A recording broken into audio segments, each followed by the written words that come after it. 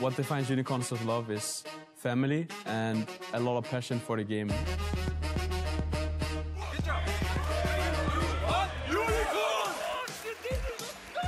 Everybody's really open-minded and we always come to a conclusion of what is best. And in game, we usually have like everybody on the same page. We have pretty good teamwork right now. 1-on-2, he hops in and he's outplayed. First blood for Wunder. 2017 Fnatic was mostly defined by the animal style, like being crazy and going for a lot of kills. But in a way, 2018 Fnatic is actually the opposite. And we are much more now seen as a team that has the best macro. And that's a double kill for Rekkles. The previous teams built up a legacy, and the legacy still stands. There is a new team. Fans still expect us to be the best. Actually going to block the majority of the CC a little bit more. Will connect. Garnet leaps in. Perkz there for the cleanup. That's going to be two. G2 with the explosive fight. I think we haven't proven anyone wrong yet. We will see at the end of the split. It's fine to be underrated because no one really cares about you, right? I thought they were losing.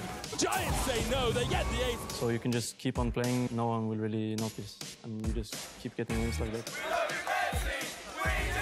We're still trying our best and trying really hard every day.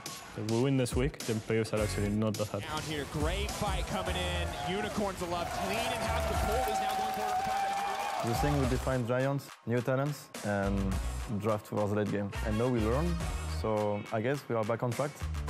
My coach told me we'll make playoffs, and I trust my coach, so we'll make playoffs, and once we get there, we have a good track record of just stomping everyone. Vitality are running for their lives, but they have no life left. H2K is underrated. I think every single player is kind of looked down as this is like a turning point for us. Everyone is doing really well, I think. the game. Targus wants to bring it in. Ruin goes down. What is this? Oh my God, H2K, that is fucking beautiful.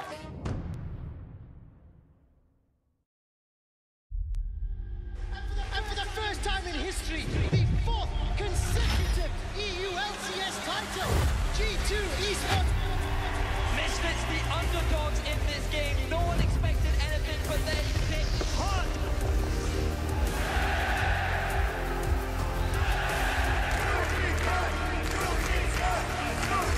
Jankos, the first Blood King. Let's make this a clean fight. Et bonjour à tous, bienvenue sur OGaming LOL pour la deuxième partie de cette 7e semaine de LCS Europe. Je serai en compagnie de Cardoum. Comment ça va, Cardoum? Bah écoute, ça va toujours aussi bien depuis ce matin à LCK. On change de ligue mais pas de caster bien sûr. Et on est parti aujourd'hui pour commencer avec une game Rocade Splice, sachant que les Splice sont ultra chauds. Ils ont gagné hier face au G2. C'est vrai, les G2 qui sont tombés, qui semblaient pourtant si bien remonter dans cette Europe. Ça n'a pas suffi, c'était voilà, on a justement les résultats d'hier. Donc cette game contre les Splice, j'ai trouvé d'ailleurs les Splice assez convaincants dans leur victoire. Contrairement par exemple à la victoire des UOL contre H2K qui a été un peu plus compliquée. C'était une game avec des hauts et des bas. Ouais, énormément. Donc rapidement, Rocade qui bat Giants. Alors, pas surprenant, c'est deux teams de niveau similaire pour moi. UOL et H2K, tu as dit Splice qui bat G2. C'était la surprise. Vitality qui enfin sort de sa losing spree. Ça y est, les Vitality ils se sont dit bon écoutez les gars, on a quand même beaucoup perdu. Les temps de gagner, ils gagnent face à une des meilleures teams en scrim d'après Duke en tout cas. Et les Misfits qui prennent leur victoire face à Fnatic. Un Hansama brillant, un Rekkles qui n'a pas fait attention au taunt d'Alphari sur le dernier fight et ça leur a coûté la game. Ouais, Alphari c'est vrai sur Shen. D'ailleurs il a tweeté juste après la game, Alphari il a dit enfin la méta Shen c'est pas méta. Donc pourquoi pas effectivement revoir de nouveaux Shen avec ce fameux patch 8.4 qui change énormément de choses. On vous en a un petit peu parlé hier, mais on peut vous en reparler encore aujourd'hui parce qu'il y a quand même beaucoup de choses à apprendre. Et c'est vrai qu'il y a énormément de modifications. Voilà, avec un petit peu toutes les modifications sur les champions. Il y a aussi tout ce qui se passe au niveau des items qui sont assez forts. Mais voilà, notamment on a noté les gros nerfs. C'est évidemment Zoé, Horn et Kalista qui étaient avant quand même des champions plutôt prioritaires et en refonte plutôt. il y a évidemment Poppy qui up. Ça, alors Poppy en plus, ce qui est drôle, c'est qu'on pouvait en voir dans certains match-up qui reste un personnage tout à fait correct. Il y a des persos comme ça qui sont up pour qu'on se rappelle qu'ils existent. Genre globalement, je pense à Renekton, qui a pas un up incroyable, mais c'est en mode il existe toujours. Sauf que Renekton, ce qu'il faut savoir, c'est que c'est un personnage qui a toujours été très efficace face à Camille. Et comme Camille est revenu dans la méta énormément, Renekton Poppy sont deux personnages qui la gèrent très bien. On les voit revenir dans la faille sur un petit up. Je suis pas du tout surpris en fait. Riot à chaque fois essaye de rappeler aux gens souvenez-vous en fait, ces pics là sont forts contre Camille, on vous les up légèrement, vous pourrez les jouer. Ouais, je pense que le up de Poppy notamment a un peu plus de sens, parce que je crois que c'est 10 dégâts de plus supplémentaires sur le passif. Donc dès les premières phases de trade sur la lane, ça va déjà avoir un impact assez important. Alors que sur Renekton, c'est 5 dégâts de plus au niveau 1 et 20 dégâts de plus au niveau max. Donc c'est pas grand chose en termes de différence pour le Renekton en tout cas. Ouais, c'est pas énorme en soi, mais c'est juste, c'est les fameux up salut, j'existe. Et ça, point, c'est important. C'est comme on a vu à une époque un tout petit up de H, comme quoi ça marche face à Caitlyn. D'ailleurs, il y a eu une H hier. Oui, on a vu ça. Enfin, jouer H, c'est vachement bien. Ouais, c'est vrai, avec des Varus qui sont un peu moins plébiscités finalement. Bah il avait moins plébiscité, il a été ban aussi effectivement, donc bon c'est pas exactement le même genre de pick. H permet des caches vraiment très grande distance, ça se jouait pas mal Comet aussi à un moment d'ailleurs H, il y a plusieurs possibilités pour orienter le personnage, beaucoup de CDR aussi potentiellement pour avoir plein de flèches de cristal, ça peut débloquer des moves, on commence à avoir des persos comme ça qui fonctionnent bien. Pick qu'on verra sans doute plus Zoé qui s'est pris un nerf un peu trop violent potentiellement. Il va être compensé là, normalement sur le 8.5, un petit peu comme ce qu'ils ont fait sur le Kog'Maw du coup qui voit son Z être légèrement augmenté, ils avaient perdu en gros 2% de PV max supplémentaire au niveau maximum du sort, et maintenant c'est plus que 1% par rapport à la version précédente de Kog'Maw. Donc voilà, on revient un petit peu sur un Kog'Maw qui va être, je pense, un peu plus jouable. Ça va être jouable sans être complètement pété, c'est intéressant. Le point étonnant pour moi ça a été Darius qui de base est un lane bully et faisait bien son taf, et le fait de le up, en fait j'en vois un intérêt assez restreint, si ce n'est dans la même optique, essayer de gérer la Camille peut-être, mais c'est à peu près tout l'intérêt. Par contre Kalista qui était un AD complètement plébiscité, qui a une modification de l'AD, son Z qui a été modifié. Alors son Z maintenant c'est quand vous allez être proche de la personne que vous avez liée. Avant s'il touchait une cible, vous touchiez après, il y avait un bonus de dégâts. Là c'est juste le bonus d'AD. Et il y a aussi une perte de range de Kalista. On passe de 550 à 525. Et ça change énormément de choses, notamment dans les phases de laning pour les Kalista qui étaient déjà un petit peu dérangés par des champions avec un peu plus de range et beaucoup de slow. On pense évidemment au Varus, la hache aussi qu'on a vu revenir. Et là avec cette range en moins, et bien même des champions par exemple comme Sivir qui jusqu'à présent se faisait complètement body par les Kalista peut-être commencer à se défendre. Bah potentiellement, le truc c'est que là tu vas te poser la question avec Kalista, qu'est-ce que je up, sachant qu'elle perd au total 5 points d'AD au niveau 1, donc elle passe de 71 à 66. Donc si tu mets un point dans le Z, t'as le plus 5, c'est-à-dire que ça compense. Mais après si tu veux gagner de l'AD gratuitement sans prendre de stuff et prendre du stuff attack speed, tu peux max le Z. Sauf que du coup si tu prends de l'attack speed et que t'as pas ton E de max, c'est un peu moins intéressant. Donc on verra peut-être des modifications au niveau des builds de Kalista, ou au moins d'up des spells, plutôt intéressant en tout cas. Et si tu peux nous mettre rapidement la fiche sur les items s'il te plaît, merci beaucoup. C'est ça surtout qui va faire beaucoup de changements. Les items AP qui sont un petit peu, enfin même complètement revus d'ailleurs, avec notamment ce bâton de l'archange qui devient l'item AP le plus rentable. Puisque ça donne beaucoup d'AP, ça donne beaucoup de mana, qui est le transfert en plus derrière en AP, donc c'est l'item qui en étant rushé en fait donne le plus d'AP tout simplement. Le Rabadon aussi qui subit un buff assez fort, d'ailleurs on voit de plus en plus du coup des Rabadons récupérés en 3ème item. Ah bah la cost efficiency de l'item là devient complètement monstrueuse, et ce qui est assez intéressant c'est que tous ces ups des AP arrivent en même temps qu'on a la fameuse bannière de commandement avec le Baron Nashor. Sauf que, quel est le problème des AP? Ça clear pas bien les sbires canons sous bannière de commandement, ça les clear pas du tout. Du coup, à la fois on vous dit jouez des AP, ils vont être super up, et à la fois on vous dit faites gaffe par contre les gars, si vous avez pas d'AD, vous allez avoir un petit problème. Ouais, c'est vrai que du coup cette modification donc, sur la bannière de commandement qui permet maintenant de booster des sbires canons qui sont sous buff Nashor, ce qui était avant impossible. Alors, je crois que c'était à cause d'un bug d'ailleurs.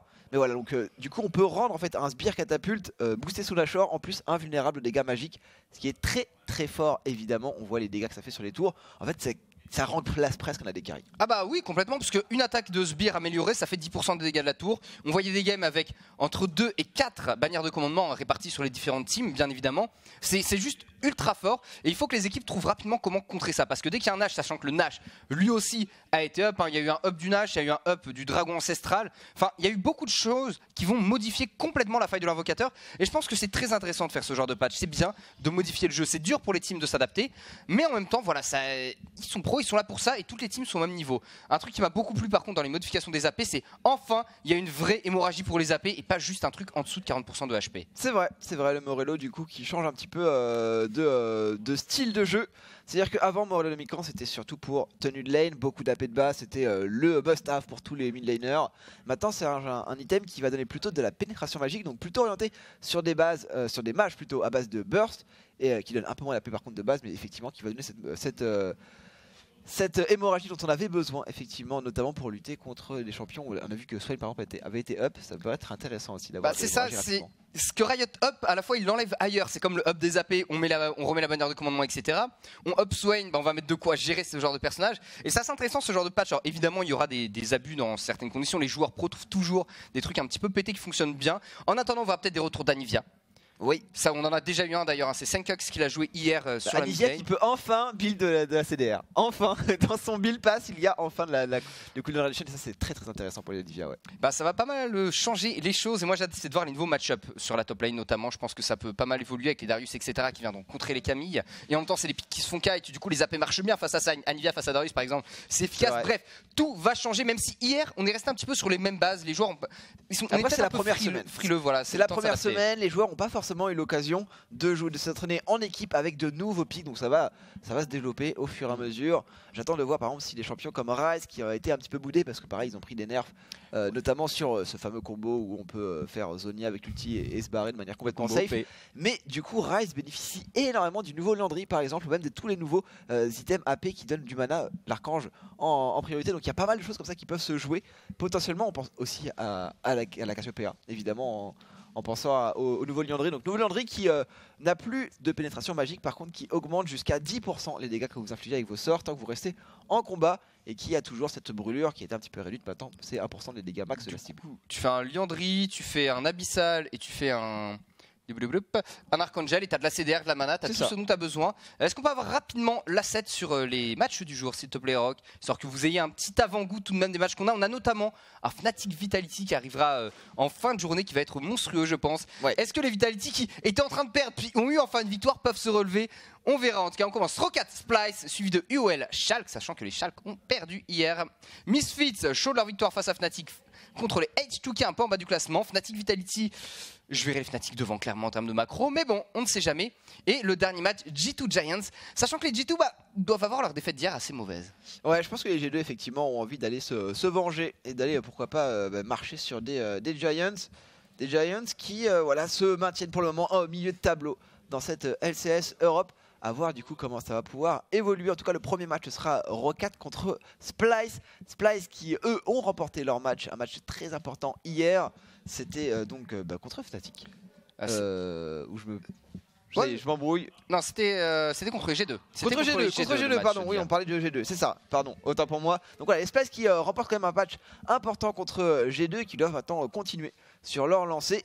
Splice, c'est une équipe qu'on voyait quand même assez forte et qu'on attendait. On attendait le moment où les Splice allaient enfin se révéler et monter en puissance. Et ben j'espère que c'est maintenant. J'espère que c'est maintenant. Donc on rappelle rapidement le classement: Fnatic, G2, Vitality, Misfits, Splats, Giants, Rocket, Schalke, UOL et H2K. 4ème du coup de Fnatic à Giants. On est dans les playoffs et on arrive dans cette phase de draft tech. Les Rockets qui font un premier ban de la Sejuani, ban du Kha'Zix côté Splice. Du coup il y a le scanner qui est complètement laissé open. Ouais, le Skarner effectivement qui peut toujours être utilisé. Pas de Galio non plus, Galio qui bénéficie pour le coup énormément du nouveau Landry, puisque chaque tic de Q-Spell en fait augmente les dégâts du sort, donc on peut très rapidement arriver aux 10% de dégâts augmentés. Pas de Skarner finalement du côté des Splice, on va retirer tous les junglers là, j'ai l'impression. Il reste le Jarvan malgré tout, qui peut être une réponse intéressante. Puis on a vu aussi quelques nouvelles têtes dans la jungle apparaître. Notamment le Olaf qu'on a vu beaucoup en Corée ce matin. C'est vrai que le Olaf a été une bonne réponse en plus au Skarner, mais pas que. Hein. Ça claire bien. Le Hiverne de Xerxes. Xerxes qu'il a joué hier, alors il a commencé la game avec un 2-0-2 assez violent. On lui enlève son pic de cœur tout de même, on ne prend pas de risque du côté des Rockets. Ça reste un peu trop efficace. Au niveau du son, on est en train d'essayer de résoudre le souci. Ça viendra, vous en faites pas. Et du coup, dans cette phase rêve, qu'est-ce qu'il reste? Il y a toujours tout ce qui est Azir Rise, des choses comme ça. C'est le Brome qui va être retiré. On retire le Brome avant même de prioriser des picks comme Horn par exemple sur la top lane, même s'il a été un petit peu nerf. Le Rise qui va être récupéré, c'est vrai que Azir aussi est disponible. Beaucoup de picks sur la mid lane qui pourraient être intéressants. Alors cette fois-ci on ne verra pas de Zoé par contre. Ouais, il y a m'étonnerait énormément. Peut-être. Il y a peut-être le Azir de Niski qui peut être à sortir ici du côté des Splice. Ouais, après ils ont le temps pour le sortir leur Azir pour le coup, parce qu'il ne sera pas deny avant la fin de la phase de. Ou alors il sort une Anivia. Ouais, pourquoi pas, c'est vrai qu'Anivia c'est très dérangeant pour un Rise. C'est tellement bien comme pick Anivia. C'est tellement bien, ça a marqué l'histoire d'ailleurs de l'Europe. On se rappelle de Crépo, de Froggen, de Moma, pour les plus vieux bien sûr. Et il faut maintenant un renouveau dans ces joueurs. Et Senkuk serait peut-être la nouveauté. La Xayah ici, alors Xayah hier qui a été joué notamment par Hansama. Hansama ouais, qui a fait une très belle Xayah. On a eu 2 triple kills je crois de Xayah hier. Si je me trompe pas, en tout cas on en a vu au moins un, ça c'est garanti. En défense du Nexus.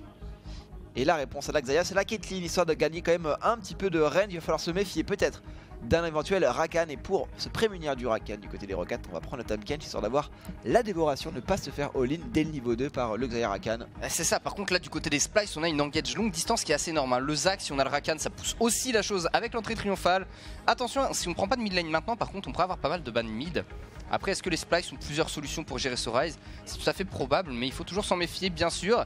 Pas de Camille de prise pour le moment, étant donné que la plupart de ses counters ont été up, ça peut être dangereux. Et la Cassio, t'en parlais Tech. Ouais, le retour de la Cassio finalement. Alors, faut se méfier. On a vu, alors pour ceux qui étaient là ce matin, des Rise détruire des Cassio. C'était assez impressionnant ce que pouvait faire Didi. Mais voilà, je pense que Cassio a quand même l'avantage, notamment sur la phase de lane. Avec les biens bien positionnés, tu peux vraiment kite au maximum ce Rise.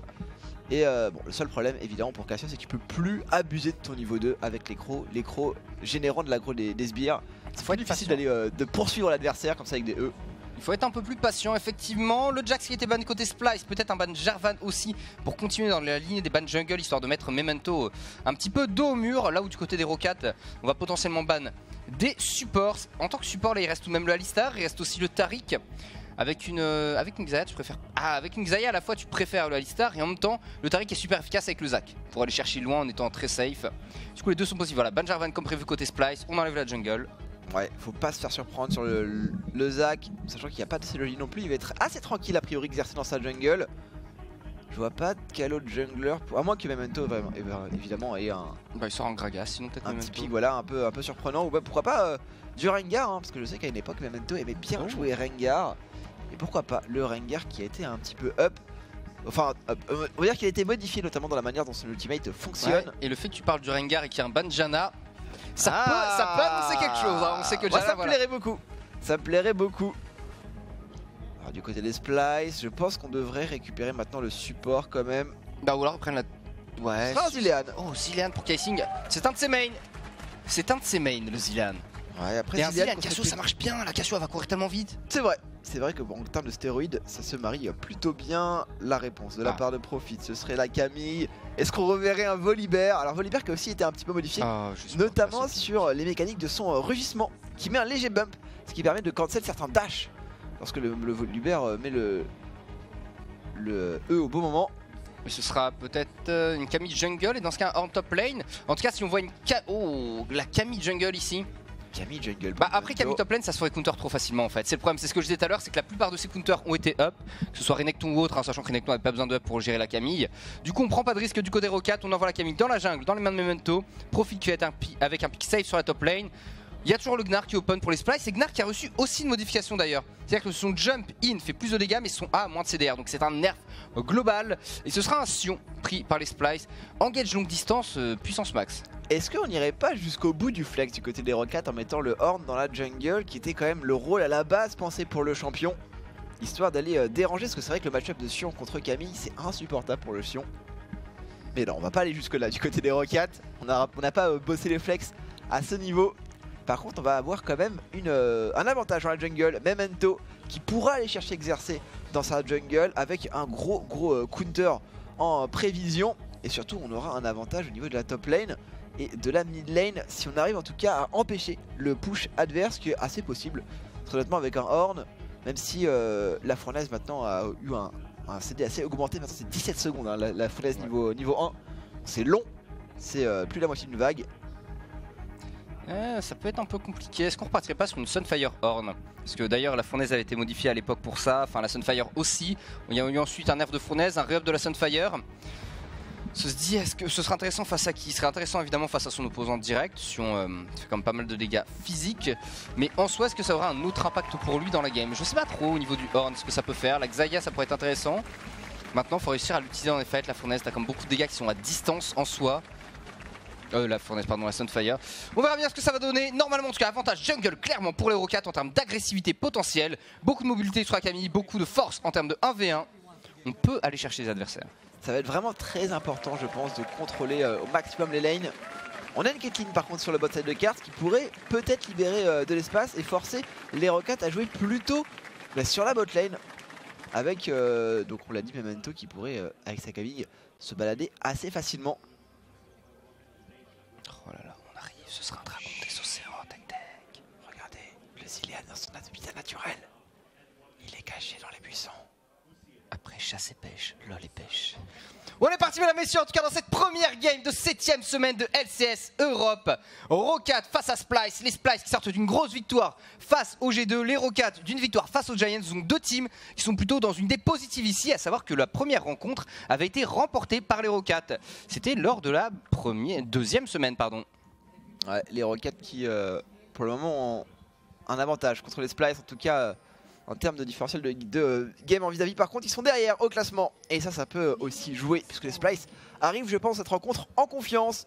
Ils ont amélioré leur niveau de jeu depuis la dernière fois que les Rockats les ont affrontés. Et j'attends de voir notamment comment ce Xerxes va pouvoir gérer son Zac. Xerxes qui a quand même l'habitude de jouer avec des junglers relativement faibles en 1v1 et du coup en fait à se balader sur la carte en évitant un petit peu toutes les embûches que peut donner son jungler opposé. Il maîtrise le courage fuyant. Alors à savoir, petite info sur Nisqy d'ailleurs qui date même de l'époque Underdogs, donc ça commence à remonter avant Fnatic Academy et tout. Cassio a toujours été un de ses mains.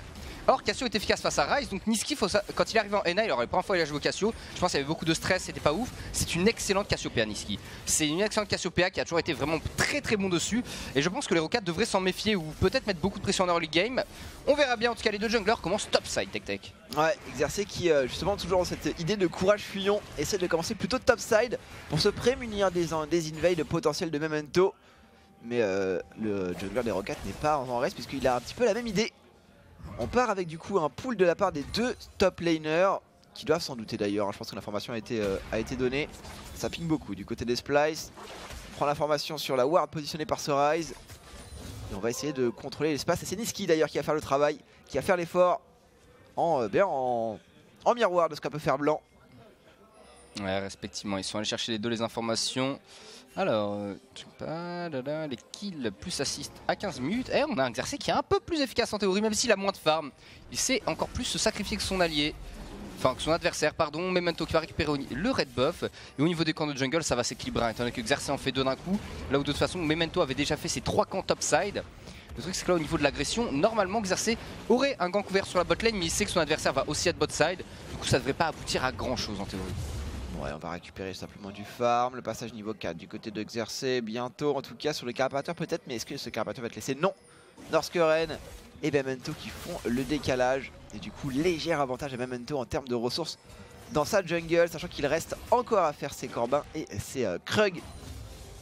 Ah, quoique cette fois qui permet quand même à Xerxes passer niveau 4. On va faire le back. Ah, Memento, est-ce qu'il va y aller? Il va y aller, il faut le prendre, Memento, vas-y, est-ce qu'il peut cancel? Oh, alors je me demande si vu où était Xerxes, il aurait pas pu continuer son back sans se le faire cancel. Bon, en tout cas, c'est juste une légère perte de temps pour le jungler des Splyce, pas trop de soucis pour lui. Et au niveau de la top lane, pour le moment, c'est avantage à Profit. Attention par contre les dégâts là sur Nisqy. Et ouais, effectivement, Profit qui trouve du push pour le moment. Malgré le fait que la fournaise soit un peu moins présente. On a, je pense, envie de push plutôt au Q-Spell du coup. A voir comment ça va pour se jouer. Pour le moment, c'est à l'avantage des Rockats quand même que toutes les lanes soient plutôt avancées. Puisque ça laisse beaucoup d'espace à Memento, ça lui permet d'aller mettre de la pression à un Zac qui, lui, eh bien, aurait besoin potentiellement du décalage de ses alliés. Si la Camille décidait d'aller un peu trop vers l'avant. Ouais, d'ailleurs pour cette Camille, Memento qui fait enfin son premier back, donc à savoir il n'y a plus de smite vert, hein. Les couteaux du pisteur ont disparu de la faille de l'invocateur. Il faut faire attention au niveau de la vision, on va garder les smites jaunes un peu plus longtemps normalement et on verra un petit peu plus de bagarre peut-être. Notamment pour une Camille, je pense que c'est intéressant si elle veut aller chercher le Zac dans sa jungle. On a le camp des Corbins qui va bientôt repop pour Xerxes, normalement le Gromp pour Memento, et ce serait dommage que Memento en fait n'utilise pas cette pression qu'avaient les lanes, même si la top, eh bien c'est Odoamne qui est revenu au front. Ouais. C'est vrai que le problème quand même sur le retrait du couteau de pisteur, c'est que c'est beaucoup plus compliqué maintenant pour les junglers d'assurer toute la vision pour leur équipe. Et ça veut dire que naturellement les laners n'ont pas envie de prendre les risques et du coup on peut potentiellement jouer un peu plus en retrait. Ça pourrait en fait, le manque de vision paradoxalement pourrait limiter en fait la capacité des junglers. Oh la ward, il a pas vu, justement. Ah c'est dommage, c'est raté pour Xerxes qui il a juste à toucher. Le shot à côté, pareil pour le Q-spell et Blanc qui pourra s'en sortir sans même une égratignure. Oh Xerxes, c'est tellement pas passé loin tout de même. Si le Q-spell touchait, il y avait peut-être moyen de faire utiliser le flash de Blanc, et comme il n'a plus de téléportation, ça l'aurait mis vraiment à mal sur sa phase de lane. En tout cas, le point intéressant des Rocats, c'est qu'ils ont 3 minions dématérialisers dans leur stuff, top lane, mid lane et au niveau du support. Ce qui permet notamment de prendre un push assez facilement si besoin justement pour assister Memento dans la jungle. Alors Memento ici, attention. C'est compliqué, il peut plus flash out du coup Memento, quoique avec le grappin on peut passer à travers. On va se poursuivre quand même, est-ce que d'ici a suffisamment de dégâts peut-être sur le jungler des Rocats, c'est un Q-spell qui ne touchera pas malheureusement. Memento qui va pouvoir s'enfuir. Memento qui a du mal là dans le jungle. Le problème c'est qu'en essayant d'aller chercher son adversaire, ce qu'il a peut-être dû faire un peu avant, eh bien il prend du retard. Et une Camille qui est derrière en farm par rapport à un Zac, ça va être un peu compliqué étant donné qu'elle a besoin de beaucoup plus de ressources que ce dernier pour être efficace. Qu'elle peut cacher la Camille. Normalement niveau 6 sur Niski, il n'y a pas trop de soucis, ça peut le faire. Il y a de bons dégâts entre Camille et le Ryze. Attention évidemment c'est pas à pas prendre le counter de la Cassio. Top lane, ça n'a guère d'intérêt, si ce n'est peut-être feed la Camille pour le moment. Il y a peut-être un kill à prendre tant que c'est assez tôt dans la game. Il y a peut-être quelque chose à faire pour prendre un kill, mais c'est pas vraiment pour mettre le sion au fond, pas dans ce genre de match-up. Après il y a déjà les catalyseurs quoi, donc on est déjà légèrement tanky du niveau de la top lane. Et puis surtout on peut sustain, donc on va assez rarement tomber trop bas en point de vie sur la lane pour permettre je pense à Memento d'aller chercher du kill. En tout cas pas avant le niveau 6 de la Camille. C'est peut-être ça aussi qui va être intéressant à récupérer. Les junglers qui toujours font la course pour récupérer ce fameux niveau 6. Xerxes devrait l'avoir en premier normalement avec l'avantage qu'il avait. On en profite cette fois-ci, le Carapateur sera à l'avantage des Splice. On va juste aller mettre de la vision à côté des Corbins adverses normalement. Blanc qui récupère son blue buff. Et là les équipes pour le moment, alors au niveau des power spikes ça donne quoi? Parce qu'en théorie on a un bon late game de part et d'autre. Et sachant qu'en late game on a vraiment une capacité d'engage très grande distance pour les Splice qui est assez intéressante. Mais au niveau de leur fighter, que ce soit la Cassiopeia ou la Xayah, c'est des ranges beaucoup plus courtes pour le DPS. La Xayah c'est 525 de range auto-attaque et la Cassio on n'est pas beaucoup plus éloigné pour les crocs. Par contre est-ce qu'on va attraper Blanc potentiellement?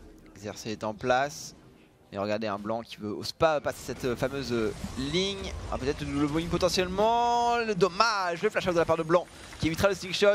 Cassine qui avait anticipé de pouvoir mettre le double bombing. Ça ne passera pas et du coup on perd un flash pour un flash. Avantage par contre aux Rocats qui eux ont maintenu leur pression au niveau du bot side de carte. Et ça fait complètement les affaires d'EQ. EQ qui même historiquement reste quand même une très très grosse Caitlyn. Il l'a d'ailleurs prouvé hier. Caitlyn c'est dur à déloger.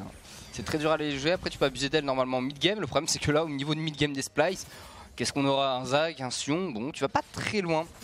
Là où les Rocats je pense ont vraiment quelque chose à faire au niveau de leur mid-game, notamment avec cette Camille. Camille, tu peux à peu près choper n'importe qui en théorie, mais encore faut-il pouvoir les tuer. Bot lane, ça semble un peu compromis je pense. Mais mid lane il y a toujours quelque chose à faire. Ouais, la botlane effectivement qui aura du mal je pense à prendre de l'agression. Même si Kobe est boosté par ce Zilean, ça risque de ne pas être suffisant. Après bon, on peut se rassurer du côté des deux équipes, c'est qu'on a deux AD carry qui mettent quand même beaucoup de temps à monter en puissance dans la partie. Il faut attendre 3, peut-être même 4 items parfois pour vraiment commencer à être efficace. Et du coup on devrait quand même plutôt avoir des menaces qui se positionnent soit au niveau des junglers pour Memento, soit au niveau de la mid lane. Avec Blanc et Niski qui eux par contre très rapidement vont être efficaces grâce à ces refonds sur les systèmes de mid lane. Ouais, j'ai hâte de voir un petit peu ce que ça va donner. Je me demande si dans cette game on aura encore des bannières de commandement qui devraient je pense arriver. Après on sait que le Baron Nashor va débloquer un peu plus de choses.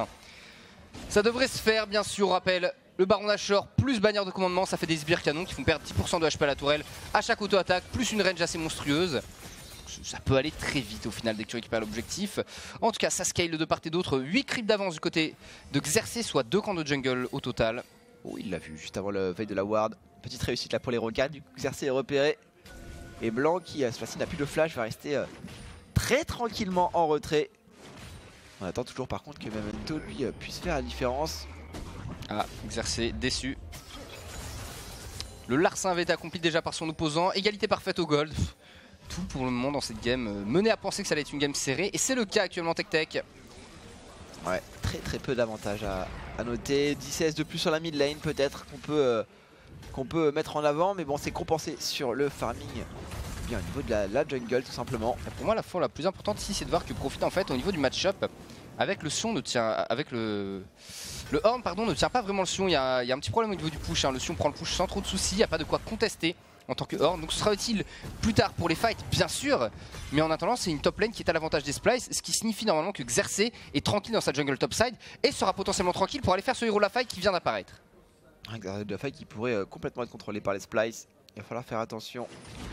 Et c'est là où on en parlait, hein, le fait que... Encore une fois, ça on l'a vu. Mais encore une fois, c'est contrôle de lane en fait. Le fait d'avoir quelle lane push où et quand, c'est ça qui est important, notamment pour permettre aux junglers de faire leur travail. Surtout maintenant qu'on a de moins en moins de vision. Et que du coup on peut de moins en moins anticiper ce qui peut se passer. C'est Blanc qui pour exercer. Pas de risque, ce sera raté malheureusement. Est-ce que trouver le coup peut-être. Sinon ça joue beaucoup du côté de Blanc. Blanc qui est forcé à Ghost malgré tout mais qui va pouvoir s'en sortir. Pour le coup d'un summoner, ce que je trouve particulièrement ok. Surtout que le Ghost revient très vite. Ouais mais Xerxes, c'est Q-Spell, il les touche pas même sur les carapateurs. Ça va commencer à devenir compliqué je pense pour le jungler des splice ici. Vous voyez qu'à chaque fois il y aurait moyen de mettre plus de pression. C'est pas mal fait ce qu'on a fait Memento. Est-ce qu'on peut trouver quelque chose peut-être sur Xerxes avec l'ultimate, l'instoppable. On va essayer d'aller le chercher jusqu'au bout du côté de Memento. Et la dernière, regarde la Méduse pour Niski. Mais Memento je crois qu'il aurait pu rester accroché plus longtemps au mur, hein. Ah, ça s'est joué à pas grand chose. Il a commencé son grappin un petit peu trop tôt Memento ici. L'idée était bonne mais ça s'est mal terminé. Je pense qu'il a eu peur aussi de se dire si je reste accroché au mur je vais me prendre juste à regarder la Méduse. Je vais être bien déçu. Ce qui était évidemment un risque. C'est un risque effectivement. En tout cas pour le moment on a un contrôle du bot side de la map. Du côté des Rocats, topside évidemment par les splice comme on disait. Et on part du coup pour profiter sur l'abyssal bien sûr, histoire de booster les dégâts de Blanc, d'être un peu plus tranquille face au Sion et face aux Zaki qui ici qui se prend quelques dégâts de la part de Kobe, quelques plumes entre les dents. Ah, il va pas du tout aller réagir contre la Xayah. C'est vrai qu'une Xayah qui te prend après. Memento. Attention par contre. Ça peut être dangereux ça. Ça peut être dangereux comme dive potentiellement. Après c'est un Zilean qui est niveau 7 donc il a l'ultimate. On va d'ailleurs tout mettre sur ce Zilean. Est-ce qu'on peut forcer l'ultimate?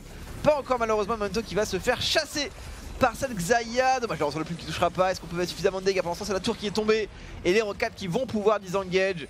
Niski je pense n'aura pas la possibilité d'aller chercher. Belle performance là de la part des Rocats qui vont en fait bait énormément de ressources des splice pour récupérer cette tour. Et la rotation était excellente en effet. Et j'ai l'impression que le Q-Spell de Profit, dès qu'il l'a lancé ça a cancel directement l'ultimate de Odoamne. Normalement le poteau proc après quelques secondes. On va juste revoir le move pour avoir le détail là-dessus. Mais un petit peu étonnant en tout cas à côté des splice. On perd pas de temps, certes on perd une tourelle mais on va essayer d'aller récupérer le dragon des océans. C'est toujours ça de gagner, toujours ça de gratter pour ces futurs tueurs de dragons en late game. Étant donné que le dragon ancestral a reçu un up qui est assez monstrueux quand même. Beaucoup ce qu'ils ont changé sur le dragon ancestral qui maintenant en fait plus vous récupérez des ancestraux et plus ils deviennent puissants. Le premier est le buff classique et ensuite ça devient des buffs complètement craqués. C'est ça, le premier donc c'est comme d'habitude, mais le suivant donc déjà dure 5 minutes. Oui. Ensuite au lieu d'avoir 45 plus 45 par dragon tué, c'est 135 plus 90 par dragon tué. C'est juste monstrueux. Et là où l'ancien dragon ancestral, si vous aviez un dragon infernal, ça faisait x 1,5, maintenant on sera juste à x2. C'est vraiment très important maintenant je pense de contrôler les dragons et le timing de 35 minutes de jeu sur le premier ancestral et ensuite celui à 42 minutes de jeu sur le second. Ah, ça va être assez important. Tech, un item a fait son apparition dans les stuffs. Un item qui est très bien pour le baron. L'as-tu découvert? Oui, effectivement, du côté de Odoamne, on a choisi la solution de la victoire. Une solution qui se nomme barrière de commandement. Et la bannière qui force, à mon avis, ou en tout cas va forcer les joueurs Roccat à conserver au moins 1 ou 2 stacks de désintégrateurs de sbires pour pouvoir les contrer efficacement. Pour le moment ils en ont en réserve parce que Profit en a encore 2 et il y en a encore 3 du côté de Northcuren. Il faut faire attention à ça parce que Treton en parle aujourd'hui, effectivement c'est peut-être la meilleure solution actuelle en tout cas possible, même si le désintégrateur a une portée de 550 me semble-t-il. Donc il faudrait quand même s'éloigner de la tourelle pour aller tuer les sbires, ça reste tout à fait gérable je pense. Le seul truc c'est que ça te coûte un slot. Donc dans ces moments-là, il faudrait vraiment gérer les slots au niveau des pink wards, des potions potentielles comme on voit actuellement, et garder évidemment le minion dématérializer. Point important des splices ici, puisqu'on en parlait avec le Baron Nashor, vous avez une Cassiopeia. Cassiopeia est un des meilleurs picks pour faire le Baron Nashor, hein. Ça a un très très gros DPS. Ouais, une Cassio peut assez facilement récupérer ce Nashor, et puis surtout il y a du tanking du côté des splices, donc on peut se permettre de rester dans le pit relativement longtemps. Et justement cette barrière de commandement qui a été mise sur la mid lane. Voilà, alors on va clear ça avec un Rise. Un vrai plaisir. Regardez comme il s'amuse, Blanc. Regardez comme il s'amuse. Regardez la joie qui se peint sur le visage de ce joueur. À l'auto-attaque. Ah, c'est long. C'est vrai, par contre, on perd quand même pas mal de ressources là du côté de la Cassio finalement. Au final, c'est autant de ressources qui vont plutôt à dos amener. Du côté de Niski, on n'ose pas vraiment les prendre ces dégâts. Ça lui fait un petit dynamique match-up. Double masque abyssal en tout cas du côté des Rocats. Odo amené toujours en domination évidemment de son 1v1 comme vous voyez depuis tout à l'heure. Ceci dit, profitez pas là pour dominer le 1v1, il est là pour tout ce qu'il va apporter après dans la game, notamment les appels du dieu de la forge. L'appel du dieu de la forge, bien face à des joueurs immobiles tels que Niski et Kobe, ça peut avoir son impact. Ceci dit, en parlant de Kobe, le duo avec un Zilean, ça marche super bien parce que le problème de Xayah c'est sa range. Mais si tu cours vite, la range est beaucoup moins gênante. Ouais, effectivement, une Xayah qui peut vraiment se permettre d'aller foncer dans la mêlée et du coup rentabiliser beaucoup le retour de plume, qui est l'outil qui permet à Xayah de briller en mid-game malgré un build full critique. Comparé par exemple à une Caitlyn qui elle a pas beaucoup d'outils. C'est vrai que le Piltover passé un certain cas d'attaque speed il sert plus à rien. Et, ça fait même une perte de DPS de faire un Piltover en soi. Tu peux l'utiliser vraiment que si t'es un petit peu en règle, parce que tu pourrais se rattraper peut-être le retour de plume, ça va trouver un route, mais c'est l'intervention de la part de Memento, les dégâts sont bons et ça force l'ultimate de Kobe un petit peu tôt, c'est quelque chose qui est raté. Là on parle de Xerxes, il a quand même mis un Q-spell, c'est beaucoup de dégâts positionnés sur le Memento avec le S-Bots en plus, First Blood pour Kobe qui va continuer peut-être à mettre du DPS. Non, Northgard va pouvoir s'en sortir avec son flash et le heal de IQ n'aura pas suffi. Memento qui s'est fait surprendre et cette fois-ci Xerxes par contre qui aura l'intervention heureuse. Memento à mon avis qui a un petit peu trop hésité, il y a peut-être moins d'essais, soit d'essayer d'y aller plus brutalement, soit de ne pas y aller du tout. Bonne surprise en tout cas réalisée par les Splice ici qui prennent un ascendant de 600 gold. Attention cependant au héros de la faille, on est à moins d'un quart du temps restant pour Memento, il va falloir l'utiliser et l'utiliser rapidement. Mais sur quelle lane? La top lane a déjà été un petit peu grattée tout de même. Il serait peut-être temps de l'utiliser quelque part là-bas, en tout cas il va falloir le positionner très vite. On va revoir cette agression, ça va être bien pourtant du côté de Northgard, Memento qui trouve le stun sur Kobe. Et voilà, la mise en gage. Après, ce qui est dommage, c'est que Memento a l'ultimatum Hextech. Et il le met pas. Il le met malheureusement pas. Dans l'idéal, en fait, il aurait même fallu le mettre sur le Zac au moment du Let's Bounce pour protéger en plus son support. Puisque le Zac n'aurait pas pu sortir de l'ultimatum Hextech. Ça aurait pu se tenter, effectivement, mais bon. Petit raté ici, la part des Rocats. On fera avec, effectivement. Au niveau des goals, comme je disais, il n'y a pas énormément de différence. Par contre, où va mettre le héros de la faille?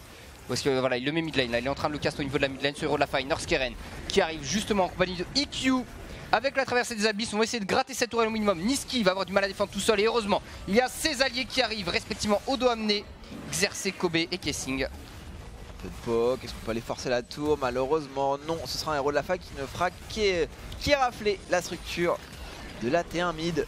Et Niski qui peut lui tranquillement défendre. C'était pas mal quand même pour augmentation de la part des Rocats, juste au moment où on avait un tweet qui expliquait que Caitlyn entre 10 et 15 minutes de jeu, c'est à peu près aussi efficace que les tétons sur un homme. C'était voilà, la traduction littérale. Et c'est effectivement une Caitlyn qui a du mal en fait à trouver du dégât, en tout cas dans la situation de DPS. Après, ça a de la range, donc quoi qu'il arrive, une Caitlyn va pouvoir push des tours, voilà, de cette manière, surtout que le headshot permet de mettre quelques dégâts. Par contre, blanc, c'est compliqué pour Memento et forcément pour Kobe, pardon. Alors je suis pas convaincu de la nécessité du stun flashé pour Memento. C'est bien, c'est beau, c'est une mécanique de Camille. En soi, une fois qu'il était apporté, même si Kobe faisait R, lui aussi faisait R juste après et ça passait. Je pense que le flash a été un petit peu overkill. Ouais, il faut peut-être gagner du temps, le tuer le plus rapidement possible, ne pas laisser en fait la Xayah prendre le temps de gagner de la distance. D'ailleurs, il peut y avoir c'est Xerxes ici, est-ce qu'on peut placer un ultimate justement? Xerxes, ça a été très rapide, il y a comme la dévoration qui est passée à la part de Northgard, on va pouvoir sauver EQ.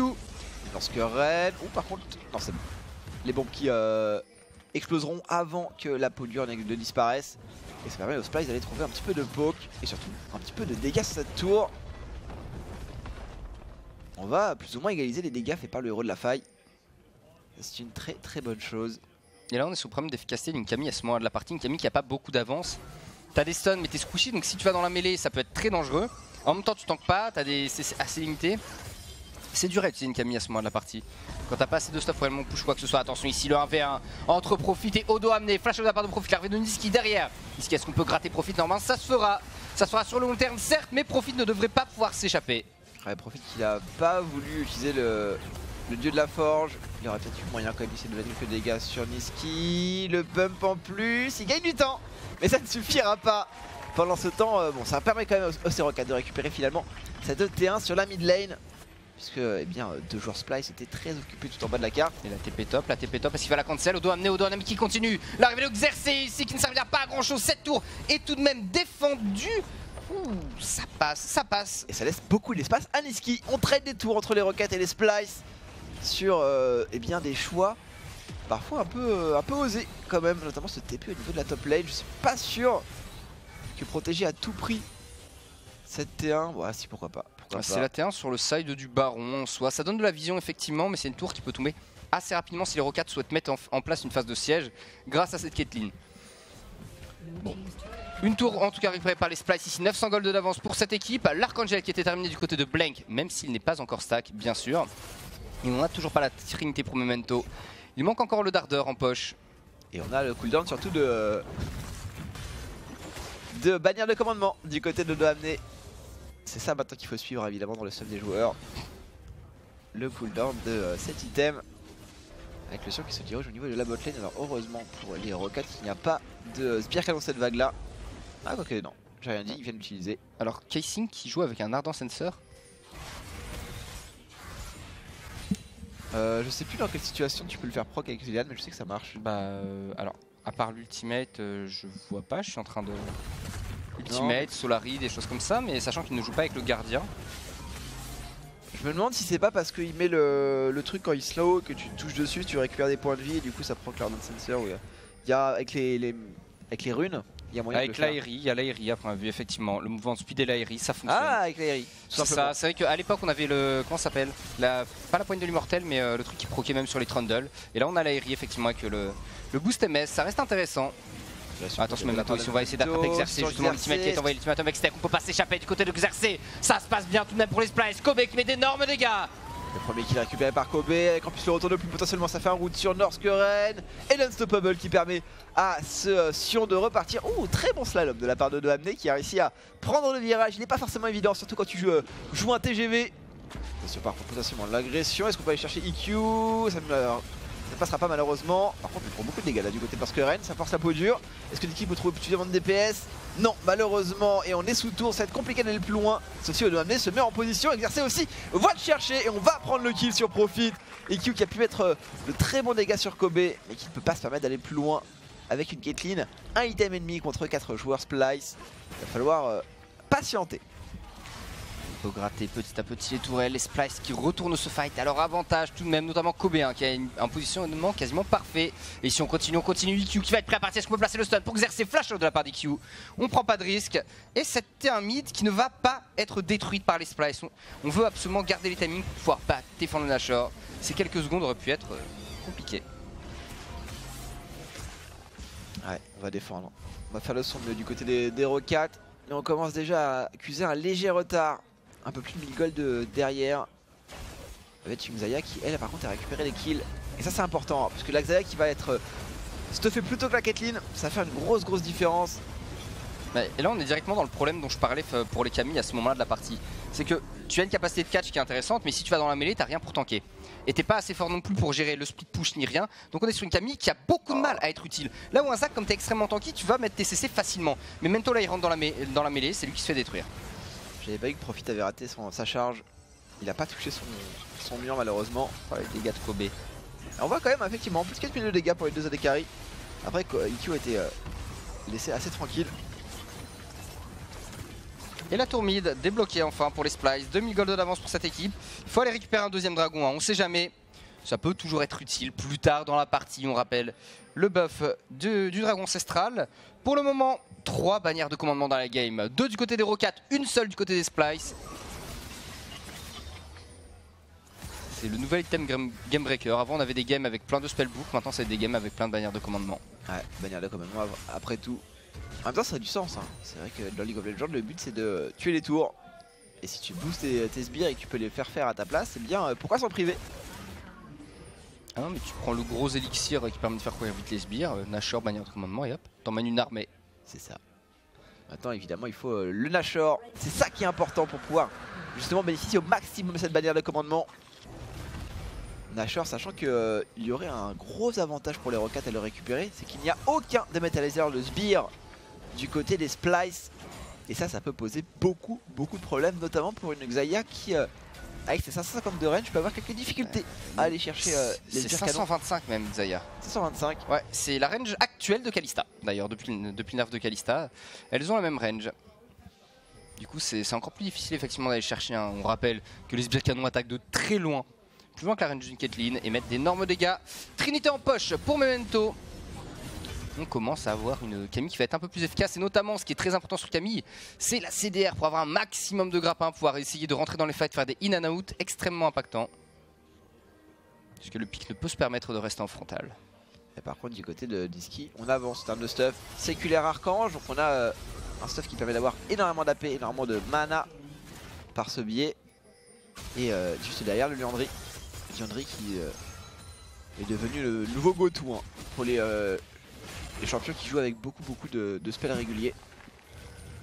Le fameux Rabadon, double baguette trop grosse du côté de Blanc qui est en cours. Et Odoamne qui est obligé de clear tant bien que mal. Voilà, même pas clear si on va laisser deux sbires améliorer ce fight. Bannière de commandement contre bannière de commandement. Ça me rappelle un peu l'époque des Zrot. Comment tu contre un Zrot avec un autre Zrot? C'est un petit peu ça effectivement. L'idée est la même. Et bien évidemment, hein, le push dans League of Legends, c'est le cœur du métier. Et j'ai l'impression que la bannière de commandement a gagné dans le duel. C'est magique ce genre de cas où tu crées un microcosmos. Bon bah on laisse des creeps se taper dessus. Mais bon, ce sera amené à être modifié comme tout, hein. Quand il y a quelque chose qui revient trop régulièrement et qui convient pas toujours à Riot, ça peut être modifié, mais c'est intéressant de voir que semaine après semaine, le jeu a beaucoup évolué tout de même. Alors, on va prendre la vision tout autour du Baron Nashor maintenant pour les Splice, sachant que du côté des Rocats, le flank d'un Horn n'est pas à négliger, hein. Ça peut avoir énormément d'impact. Le seul problème c'est qu'actuellement les fights des Rocats sont difficiles à mettre en place. Il y a Horn qui tank certes, mais pas énormément, et Memento lui va avoir du mal à trouver sa place dans les combats. Je pense que l'ultimate de Memento peut servir juste à repositionner les Splice aussi. Il y a beaucoup de vision là du côté des Rocats, on pourrait se faire surprendre. Et Splice qui abandonne un petit peu le terrain. Northgaren qui se fait légèrement poke, mais pas de problème puisqu'il a la peau grise, donc on va régénérer. Ils n'y ont pas été les Splice, il n'y avait vraiment aucune vision du côté des Rocats, donc il y avait peut-être moyen je pense de bait un peu plus. Surtout qu'on a complètement moyen en fait de surprendre une équipe. On a une Cassio. Il y a moyen, mais t'as l'inconvénient, c'est si tu prends un appel de dieu de la forge, mais ce sera impossible ici. Profitez au niveau de la botte, là il y a la téléportation qui est en cours, mais il va arriver un peu trop tard, profite. Quoique, le flash de Memento, il a fait Memento avec la traversée des abysses, il arrive en latence, Sion qui va tomber. Il faut des engages maintenant du côté des Rocats avec le dieu de la forge. Quoique, est-ce qu'on va vraiment des engages? Qu'on va pas prendre ce fight? Tout simplement Kobe qui essaie de mettre un route sur plus de personnes possible. Mais voilà, l'ultimatum extrait qui pourrait surfuir. Et on va repartir du côté des Memento comme un seigneur. Pour l'instant, c'est le double kill récupéré par Blanc. Le flash out de IQ à la fin, justement, histoire de survivre à ça. Xerxes qui devrait pouvoir s'échapper. Normalement, il est un petit peu trop loin de ses opposants. Mais on a deux bannières de commandement disponibles du côté des Rocats Tech. Et ces deux bannières de commandement peuvent être placées sans aucun souci avec le fameux Baron Nashor. Northgaren qui a emmené Memento jusqu'à la victoire quasiment. Ce dernier avait plus qu'à smite et il a réussi. Le malandrin. Ouais, dommage, on n'a pas les bannières de commandement à portée des sbires canons. On va le revoir. Regardez le travail de Northgaren qui amène Memento pile à l'endroit où il faut. Et le flash smite à 404 points de vie. Et ce fight là, il y a un premier kill. Sauf qu'ils vont ignorer le passif de Sion. Et le fait d'ignorer ce passif. Il reste très longtemps ce Sion. Bah ouais, il y a d'abord en fait le Zilean, l'ulti de Zilean. Et juste après le passif. Regarde, Odoamne qui raise et qui tabasse IQ complètement. IQ va être forcé de flash out face à un passif de Sion. Et c'est là le problème, c'est d'utiliser un Summoner Spell parce que tu ignores juste un zombie. Ouais, c'est vrai que c'est rentable du passif du coup. Clairement. Un passif pour un flash. Ouais, je prends. Aucun problème. On va voir les dégâts positionnés par les champions. Évidemment, c'est Blanc qui se fait plaisir au niveau du pit du Nashor, qui trouve le double kill. Qui a été complètement détruit à la composition des Splice. Et c'est vrai que Ryze, ça propose quand même des dégâts très intéressants. Même si une Cassio joue parfaitement bien, il va falloir vraiment trouver bien la distance de sécurité avant de se prendre tous les sorts du Ryze. Ah, Tech, voici la catapulte. Amenez les trébuchets. Il est temps de détruire les tours adverses et c'est ce qui est en train de se produire. Regardez les dégâts que met cette catapulte. Elle fait plus de dégâts qu'IQ actuellement sur les tours. Sans le headshot de la Caitlyn, mais voilà. Et comme on a deux bannières de commandement, on va avoir deux catapultes améliorées. Et on pourrait, hein. Et dans l'idéal, on pourrait même attendre la prochaine vague. Elle arrivera dans un peu trop longtemps, dommage. Attention, l'ultimate, peut-être. On se positionne du côté de Profit pour essayer de compenser un petit peu tout ça. Dévoration de la part de Norskehren. Et on va disengage tranquillement. L'arrivée de Blanc pour chasser les splices. C'est pas mal quand même ce all-in. Ça permet de limiter le temps de vie de cette catapulte qui est tombée au combat. Ouais, c'est intelligent hein, là, le move des splices. Et on voit que Blanc est parti au niveau de la mid lane. Ok, Blanc part au niveau de la mid lane, on est 5v4. On va détruire cette catapulte qui va nous détruire là-bas sinon. Donc ça temporise un petit peu ce Baron Nashor. Alors il reste la bannière de commande du côté de Norskehren.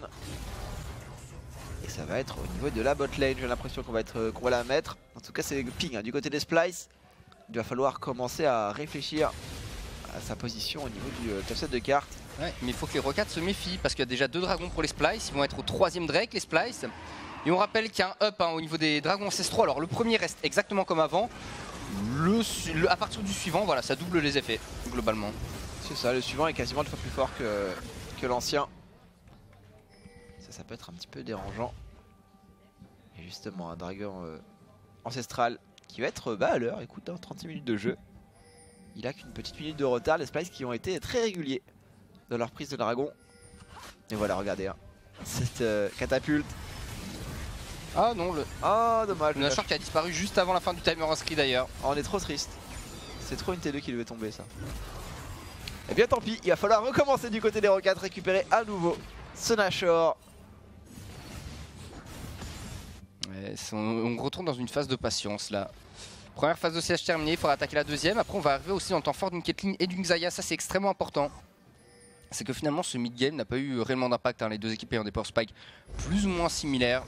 Normalement c'est un baron power play à 4300 gold. Une première bannière de commandement ici sera top lane du côté de Casing. Ce qui va permettre du coup de libérer évidemment Nisqy hein, qui n'est plus obligé de rester là. On va pouvoir décaler, se regrouper à 5. Le problème c'est qui catch. Et bien ça semble un peu compromis. Memento qui vient aider Blanc à clear. C'est un peu plus facile pour Memento, surtout quand il utilise le smite. Par contre le push des splice au niveau de la mid lane, je vois mal comment on peut défendre du côté de Norskehren et IQ. Il n'y a pas vraiment de quoi protéger la tour et on peut la tanker hein, du côté des splice, aucun problème. Le dernier sbire qui va tomber en même temps que la tour. C'est un très bon catch là récupéré par les splice. C'est intelligent en utilisation. Du coup la bannière de commandement mise sur la top lane, ça force le décalage d'un des joueurs Rocats. Un joueur des Rocats décale, on en profite, on push la mid lane. En termes de macro game ça apporte quand même beaucoup ces bannières de commandement. Bah c'est la gestion de lane hein, tout simplement. C'est vraiment de la gestion de lane et pour tous les joueurs parmi vous qui ont poussé un petit peu League of Legends, ils le savent. La gestion de lane c'est primordial. Puisque c'est ça qui apporte les rotations, c'est ça qui permet de contrôler la macro game de la carte. C'est une game assez serrée tout de même. Au niveau des golds, c'est sensiblement équivalent. 2300 gold d'écart. On n'est pas sur quelque chose d'incroyable. Et ça va se décider à chaque fois sur les fights au niveau des objectifs neutres. Normalement, Baron Nashor et ou Elder Drake. Donc c'est une game qui peut soit s'amener au prochain Nash, soit aller jusqu'à l'Elder sans souci. Les deux choix sont possibles, mais là voilà, ce ne sera plus un problème de power spike de carrière ou autre. Les teams sont très bien. Il manque peut-être le Sarah du côté de Memento et c'est à peu près tout. Voilà, Sarah qui effectivement lui permettra de rentrer un peu plus deep dans la mêlée. Pour notamment pouvoir limiter au maximum l'impact de Kobe. Kobe qui trouve toujours à chaque fois quand même beaucoup de dégâts avec sa Xayah. Il est très régulièrement top dégâts de sa team dans les teamfights. Non mais je pense que l'apport d'un Zilean dans ces moments là c'est juste génial en fait pour une Xayah. Ouais. C'est vrai que la Xayah qui a besoin de courir un peu partout. Le Zilean lui offre ce genre d'avantage. Et avec l'aérie, effectivement, on peut proc l'encensoir ardent. Ouais, je trouve ça intéressant hein, cet apport en fait. Pour permettre à tous les supports d'être utiles à leur carrière avec cet item là en tout cas. C'est plus une méta encensoir ardent comme on avait. Mais ça reste un item au moins qui est viable pour énormément de personnages. Et là ça veut aussi dire qu'on met beaucoup de ressources dans les mains de Kobe. Ouais, le catch peut-être sur Profit. Quelques dégâts quand même hein. Sur Profit, il a pas beaucoup d'armure, le top laner des Rocats. Et du coup forcément du côté de Kobe on se fait plaisir. Quand les autres attaques touchent, ça fait du dégât. Par contre, il n'y a plus l'ultimate du côté de Amené. Alors certes, ça revient vite, mais il sera pas là dès le proc du Baron Nashor. Les Splice qui récupèrent la vision tout autour de cet objectif vont essayer de faire un trap. Oh, Xerxes, est-ce qu'on peut attraper quelqu'un peut-être? La vision qui est prise par Profit avec le Q-Spell. C'est bien senti par Profit. C'est très bien senti en l'occurrence là. Xerxes, toujours le slingshot hein, qui est prêt au cas où on peut cacher quelqu'un. Et on y va directement sur le Q, malheureusement Q réussit à reculer. Il prend beaucoup de dégâts du coup Xerxes qui va devoir repartir. Le dieu de la forge, peut-être ce qu'on peut aller chercher Xerxes pour le moment. C'est ce Sion qui prend énormément de dégâts, qui va même prendre l'ultimatum Extech.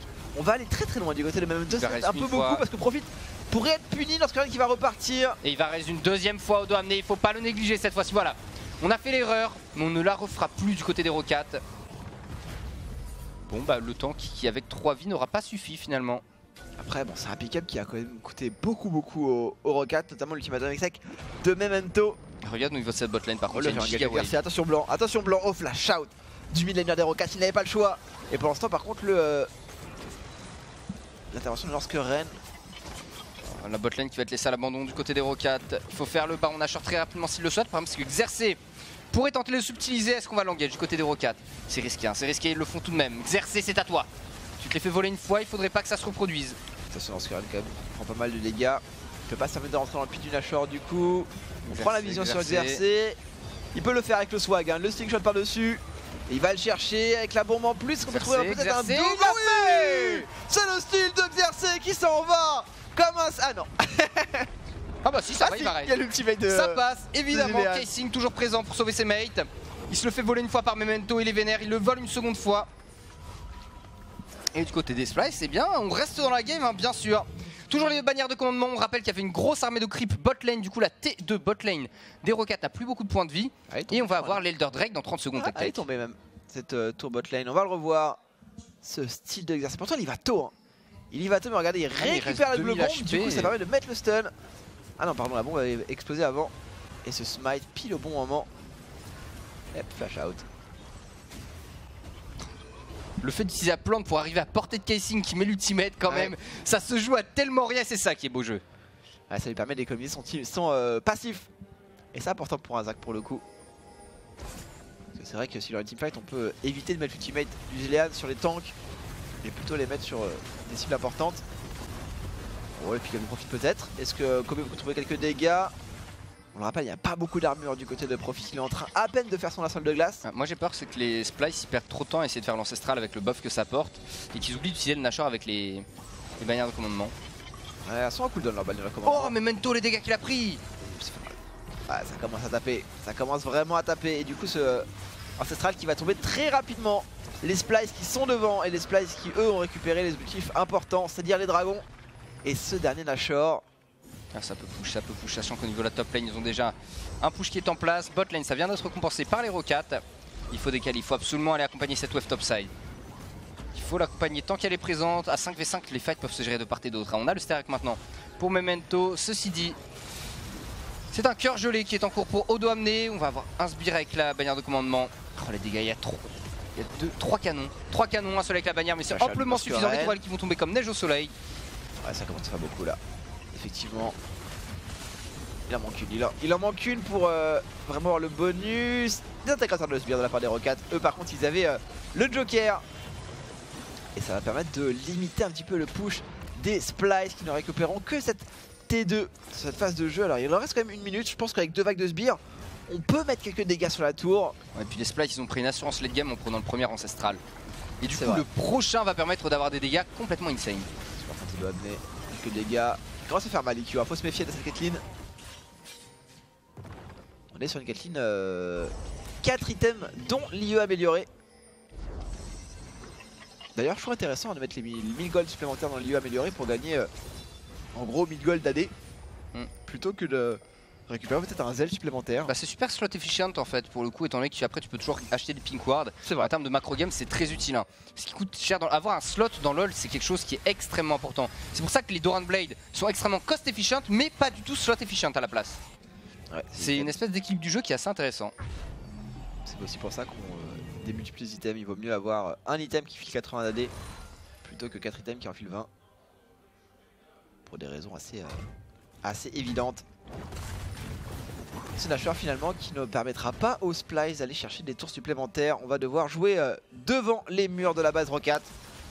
Ouais, le problème c'est que dans ces conditions-là, eh bien, on a une Caitlyn en face, côté Roccat. Et la Caitlyn en termes de phase de siège, on sait que c'est efficace. Xerxes est prêt à faire son slingshot, tout de même ça reste menaçant. Oh, 60% de HP en moins la tourelle. Ah, EQ lui par contre il faut les détruire les sbires. S'il arrive à porter, il y a les critiques, pas de soucis. Il fait que des dégâts positionnés sur Odo amené. Il faut quand même assez vite bas en point de vie qui va être obligé d'ultimate out. Il voulait pas prendre trop de dégâts. Pourtant il a le Warmog, je pense que Odo amené aurait peut-être dû économiser son ultimate. Ça de jeu après bon. Ça ultimate de Sion, très honnêtement ça revient assez vite. C'est un peu comme Horn, c'est ça. C'est-à-dire que bon, tu peux l'utiliser une fois, tu perds pas grand chose, ça coûte pas énormément à ta team. Les Splice, on voit au niveau de l'écart de goal, ça monte, ça descend, ça monte, ça descend. Très compliqué de donner un vainqueur pour le moment, sachant que je pense que ça va se jouer sur le prochain Elder Drake. Et le problème, c'est que si, enfin, problème ou avantage, ça dépend comment on voit ça, si les Splice récupèrent le prochain Elder, ils vont être tellement forts que les Roccat ne pourront pas les arrêter. C'est vrai que les Roccat, là, ils ont quand même une sacrée épée de Damoclès au-dessus de la tête. Ces nouveaux ancestraux qui posent des soucis. Et la bagarre. Alors avantage à la manière de commandement des Roccat puisqu'il y a plus de sbires avec elle. Ça pour le coup les sbires ça fait pas des dégâts magiques donc ça peut frapper sur les commandements. Et d'ailleurs ça va tomber. C'est quand même une grosse vague là qui est en train de s'accumuler. 3 sbires canons. Mais c'est pas grave tant que Kobe est là pour wave clear. Ça devrait suffire. On est full stuff maintenant du côté de Kobe. Lui pourra pas se renforcer là où du côté de EQ il reste toujours ce cimetière mercurial à faire. Du côté de blanc il nous reste un item donc potentiellement un Zonia qui peut être fait ici. On peut avoir le Zonia sachant qu'on a le Rabadon qui peut être aussi amélioré. Donc du côté des Roccat il y a comme une certaine marge de progression encore pour chacun des joueurs. Et c'est peut-être ça qui sera le plus compliqué à gérer pour les Splice en very late game. Ils auront eux l'avantage d'avoir les dragons et du coup les Roccat vont devoir prendre des fights au niveau des dragons. S'ils les prennent pas ils vont perdre la game automatiquement quasiment. Mais les Roccat ont cette puissance qui peut aller 5000 gold de plus loin que les Splice. Ils peuvent effectivement avec le Horn, maintenant est-ce que ces 5000 gold supplémentaires peuvent compenser le boost assez phénoménal offert par les ancestraux. Et surtout est-ce que ces 5000 gold peuvent compenser le fait que les Splice jouent à 6 si on compte l'ultimate du Zilean. Ouais l'ultimate du Zilean, le reste de Odo amené après, enfin c'est très compliqué à faire tomber tout ça. Et c'est vrai que tout à l'heure, eh bien, il y aura la guerre entre les Fnatic et les Vitality. Hein. 4e match de la journée, ça va être assez monstrueux. Celui qui gagne passera premier, temporairement au moins. Enfin, passera. Les Fnatic le sont déjà, me direz-vous. Conservera la place de premier du côté des Fnatic. Pour les Splice, eh bien l'objectif est assez clair. Il s'agit de contrôler l'espace, maintenir les Roccat dans leur côté de la carte pour pouvoir prendre la vision, contrôler au maximum le Nashor. Je trouve que côté Splice ça manque un petit peu d'ange gardien. Sur le Poirier encore plus. Bah ouais c'est ça, t'as un Zac qui peut pas vraiment mourir, t'as un Son qui peut pas vraiment mourir, t'as des anges gardiens en plus et t'as Casing, ça va quoi, t'as une armée de zombies. Après tu fais Walking Dead. On devrait avoir un champion qui fait comme Mordekaiser, qui duplique un gars, mais genre un de tes alliés. Oh, attention, le Prophet qui est prêt à partir directement par Xerxes. Xerxes qui va le ramener derrière pendant ce temps, on tape Norskeren. On s'échappe finalement, ça se passe pas trop mal pour les Roccat, mais il y a ce Baron Nashor qui va repop. Et Norskeren va devoir revenir avec la traversée des abysses potentiellement, il est un petit peu loin évidemment, il doit back. C'est à côté de Let's Bounce quand même, sur le grand potentiellement est-ce qu'on peut attraper quelque chose sur Memento, le dévoration de Norskeren pour gagner de la distance. Par contre c'est Profit qui est un petit peu dérangé, mais EQ peut frapper dans cette mêlée et on va peut-être potentiellement prendre Xerxes, l'ultimate du Zilean qui est gâché malheureusement. Xerxes qui ne tombera pas. L'ultimate et le flash de Xerxes et son flash, et ça c'est dérangeant pour les Splice, c'est effectivement très dérangeant pour le moment. On n'a pas encore le Rabadon du côté de Niski et ce Rabadon va complètement changer la donne sur les dégâts qu'il va infliger. Là il faut profiter des 40 secondes à peu près sur lesquelles le Zilean n'a pas l'ultimate. Xerxes heureusement il y avait le Warmog donc on a récupéré ses points de vie, ça c'est pas de souci. Xerxes qui peut subtiliser le Baron Nashor une deuxième fois. Xerxes peut-être Xerxes, oui, il le fait. Kobe pour l'instant qui est dans la ligne directement, qui essaie de mettre un maximum de dégâts. Pas d'appel d'alarme encore envoyé, on continue de chase. Norskeren qui a fait un flash out, va essayer de sauver son allié avec la traversée des abysses. Est-ce qu'on peut attraper Profit peut-être? Bien senti là du côté de Norskeren d'ailleurs, il s'est mis pile dans le coin pour que la Caitlyn puisse rentrer dans sa bouche, même de l'autre côté du mur. Et Profit qui devrait pouvoir trouver le disengage, oh quoique, flash out de la part de Profit. Mais voilà, les Splice sont encore une fois le Nashor, c'est-à-dire que les Splice vont encore une fois dominer la carte. Et ça veut dire aussi que d'ici 1 minute 10, ce sera pour eux ce prochain dragon ancestral. Ce diable de Xerxes, par 2 fois il volera le Nashor à ses adversaires. Et on a encore une bannière de commandement disponible d'ailleurs. Odoamne, il a sa bannière de up, hein. Il pourrait l'utiliser là, voilà, ça vient d'être utilisé. On a 2 trébuchés tout simplement dans cette game. Regardez la vitesse à laquelle les tourelles vont tomber. Ça enchaîne, 7T3 qui ne survivra pas longtemps. Xerxes qui rentre dans la mêlée directement lorsqu'il y a une première partie. Par ce let's bomb, on va se faire amener 2 personnes. Memento l'ultimate, pressé de le bloquer, mais ça ne suffira pas. Kobe qui va mourir, le reste de la part de Casey sur Kobe. Déjà de voir plutôt du côté des Rockets, qui peut continuer peut-être plus loin. Kobe qui peut continuer à DPS assez tranquillement. Et on va quand même arracher la vie de Xer. Ce sera du 2 pour 1. Avantage de Splyce qui quand même réussissent à briser un petit peu la défense des Rockets. Maintenant, attention du côté des Rockets, je pense qu'on le sait que ce dragon, ce sera important. D'ailleurs, on va se diriger au niveau du bot side de carte. Il faut absolument contrôler la rivière. Ah, là du côté de Kobe, on a revendu les bots pour récupérer évidemment un danseur fantôme avec la vitesse de déplacement apportée par Kaising. C'est pas étonnant. Par contre, il n'a plus de flash Kobe. Et ça, c'est l'info importante ici pour les Rockets à prendre en compte. C'est que Kobe, lorsqu'il a raise après l'ultimate de Kaising, il a dû utiliser son flash pour sortir du fight.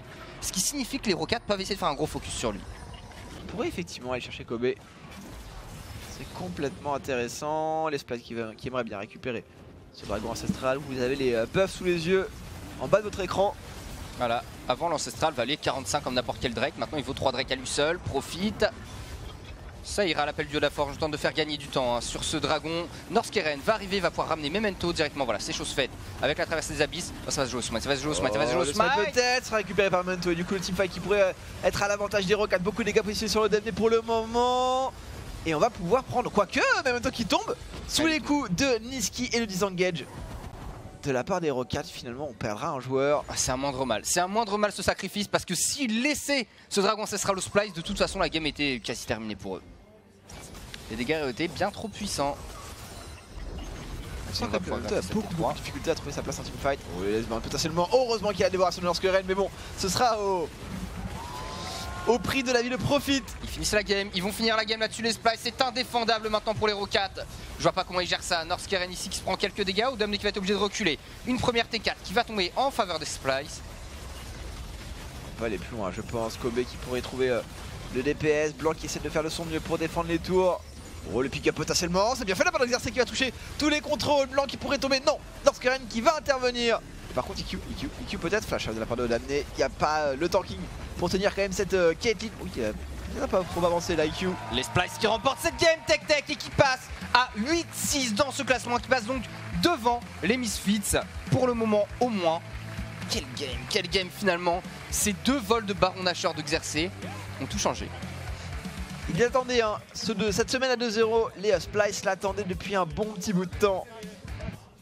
Il y avait des échanges de tweets d'ailleurs au début de la game qui expliquaient que Odoamne avait peur de cette malédiction, de certaine manière, dont étaient les victimes. Splice qui l'emporte du coup après une game sur laquelle honnêtement ils ont simplement mieux contrôlé l'espace. C'est eux qui ont récupéré les dragons, c'est eux qui ont su prendre des tours et les Rockets n'ont pas forcément réussi à abuser de certaines situations où les Splice étaient un peu en retrait. Bah, ils se sont moins bien adaptés à la méta en fait les Rockets au niveau de la récupération d'objectifs neutres. Les objectifs neutres, c'est ce qui fait la game et c'est ce qui fait que si une team domine sur ses objectifs, elle peut plus tard se dire ok, j'ai récupéré les objectifs, ça m'est utile, je vais pouvoir finir la game plus vite. Et là les Splice ont très bien fait. On rappelle que le Nashor en plus un scale maintenant au fur et à mesure de la game. Les stats s'améliorent et deviennent de plus en plus intéressants. Couplés aux dragons, alors qui eux sont quasi inarrêtables. Voilà la victoire. Et c'est le problème des Rockets qu'en fin de game, ils sont obligés d'aller contester cet ancestral sans quoi ils perdent. Oui. Mais en allant le contester, ils doivent prendre tellement de risques qu'ils y perdent un joueur et ils perdent quand même. Ouais, ils laissent leur mid laner, enfin leur mid lane plutôt ouverte. Évidemment, ça fait les affaires de ces Splice qui vont se précipiter pour récupérer leur dû, tout simplement le Nexus adverse. Belle performance de la part de ces Splice. On va voir maintenant s'ils vont être capables de suivre cette tendance pour les 2 dernières semaines d'Europe. Ce serait assez intéressant quand même de les voir. Quels sont leurs prochains matchs? Prochain match, on a face à Misfits, ça va être un petit peu chaud, et face à H2K. Un match qui est quand même assez cible, je pense, entre H2K. Et ils finissent contre qui?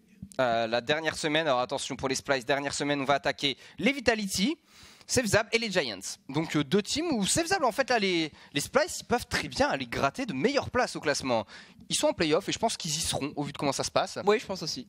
Mais on verra bien en tout cas si Duke et son équipe y parviennent. Quant à nous, on va se quitter pour une petite page de pub et se retrouver juste après pour les UOL face au Schalke. A tout de suite.